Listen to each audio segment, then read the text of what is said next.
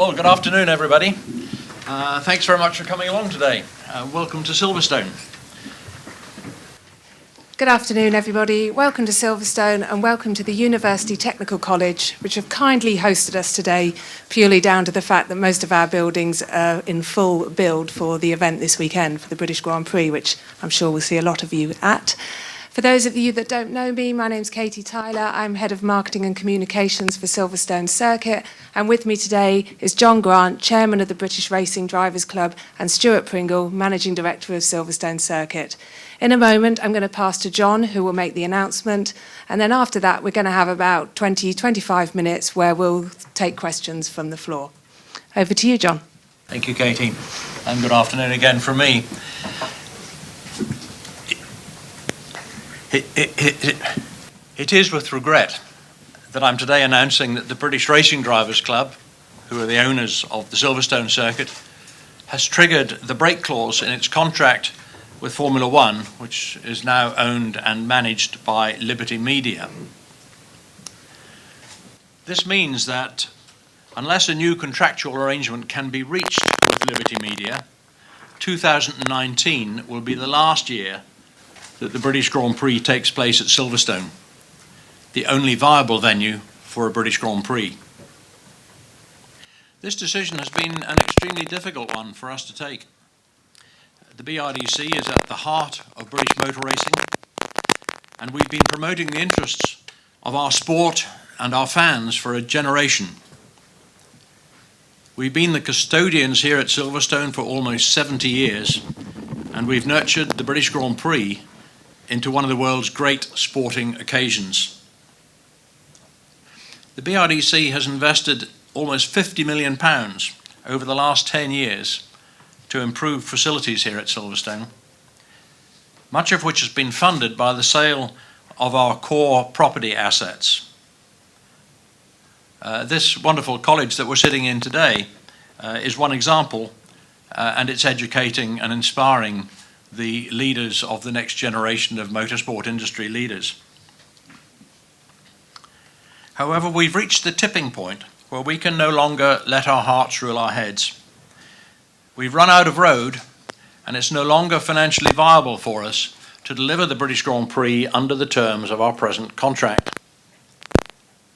By running the British Grand Prix, we sustained net losses of £2.8 million in 2015 and £4.8 million in 2016. That's a total of £7.6 million just over the last 2 years. And we expect to lose a similar amount this year. To continue on this path is not only unsustainable, it would put at risk the future of Silverstone, which is the home of British motor racing. The challenges associated with the contract we signed back in 2019 with the then owners of Formula One have been well documented.